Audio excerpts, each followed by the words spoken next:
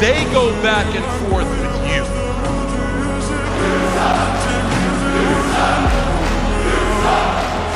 Fine, I blame you. I'm still here because you can't do your job.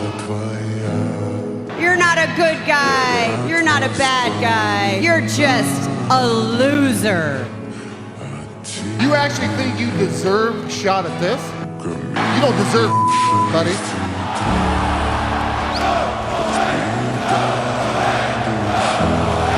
My real name is Joe, and I've been living with leukemia for 11 years.